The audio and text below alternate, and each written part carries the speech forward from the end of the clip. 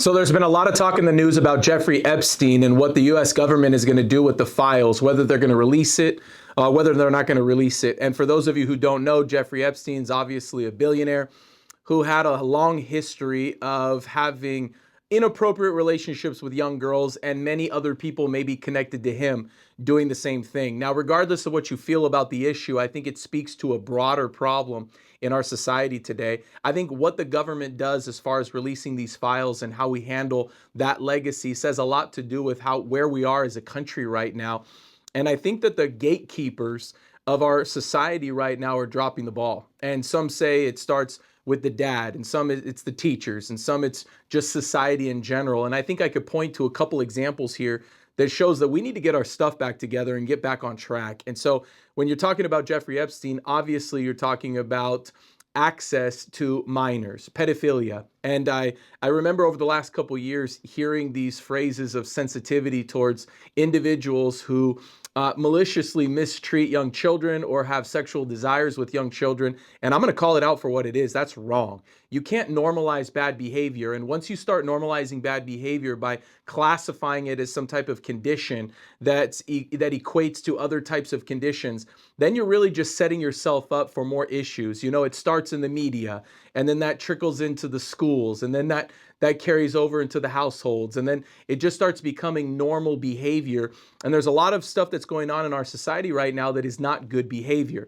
Andy Elliott recently had a post on Instagram, and he was talking about weak men. They interviewed this child molester, and they asked him, how do you target? How do you know what kids to target? And he was open.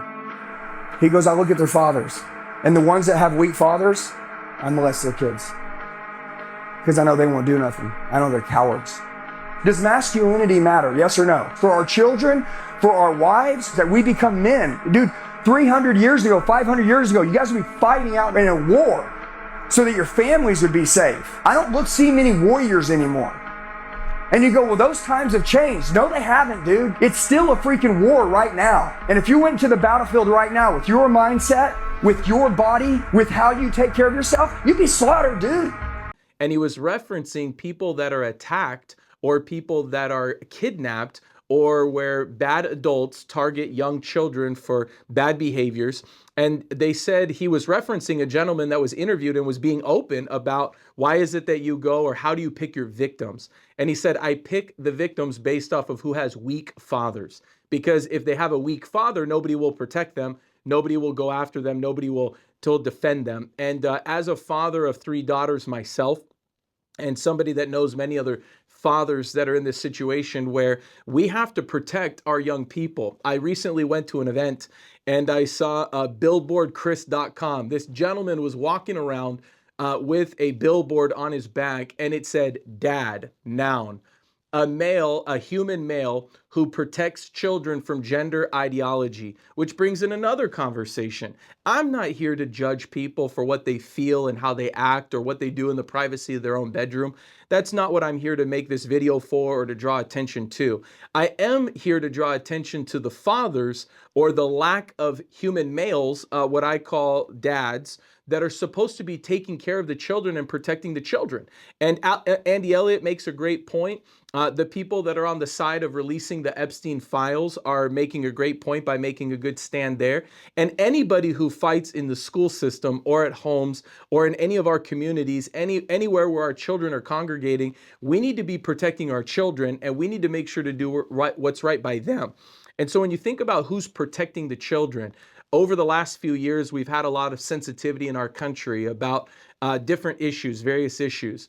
And one of them I saw in The Sound of Silence, great movie that came out a couple years ago that shined a light on the number of children that are being trafficked, the number of children that are being coerced into rape or raped or labor, or all these bad things that are taking place. We have a lot of sensitivity about social issues, and anything that's your social issue, awesome, good for you. Well, one of my big one is human trafficking. We talk a lot about immigration, or we talk a lot about citizenship, or what do we do with the immigrants that have come here and not come here. And I'm all for immigration coming into the United States in a legal manner and becoming a citizen of the greatest country on the planet, which is the United States of America. And my wife just recently became a citizen as well. So I'm a big fan of that process. But one thing that we're not talking a lot about is the hundreds of thousands of children who have gone missing, who nobody's talking about, what's taking place there.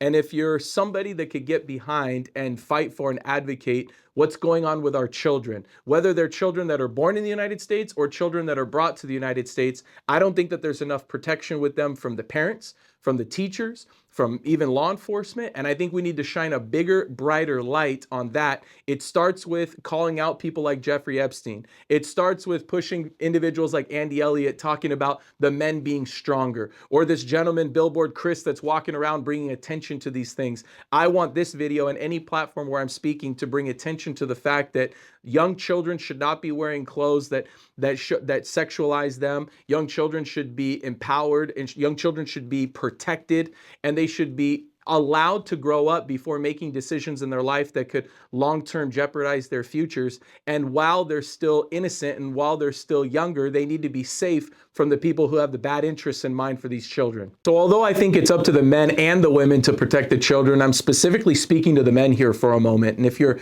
one of those guys that hears the material like this and says, you know what, that's a good point, I need to step up, I need to do more, I think we need to have, number one, a broader awareness. If we want to be leaders for life and we want to be men in society and not just males, we need to understand that our calling is to protect. We need to provide and we need to protect. And so obviously that goes for your children, but anybody that's on your block, anybody that's in your community, any of the kids that are going to and from the schools, anybody that lives nearby, especially for those children who have maybe one working parent in the household, or maybe they have a lack of supervision. Not every kid has the same opportunity. I grew up in a fatherless household.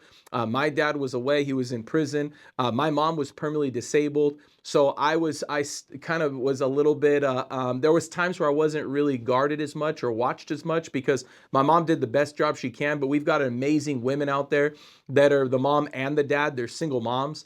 And no matter how great they try, there's only so many times that they could be watching their children. And so I think it's important for those of you that are men out there that want to go out there and say, you know what, I do want to help protect. I need to be able to call people out. I need to speak up. I need to be in good shape. I need to have an eye of a protector. I can't just be looking at my phone all day long. I need to be looking around. And if you see anything that doesn't make sense, or you see anybody with bad intentions, or you see any parents that are neglecting their children, call that out and step in wherever you could step in and be a better leader, because I want to call on all the men to be better leaders in society. And I want my daughters to grow up in a country. I know that we'll never be able to eradicate all bad behavior or the sick people in society, and we're always going to have a percentage that way. But it seems to be too much normalized. It seems to be too much look the other way. It seems that too many people are just looking at their phones or looking at their day-to-day business and not looking around at what's going on. And I think that if we do a better job of doing that, we can make our environment and our communities a safer place for our children.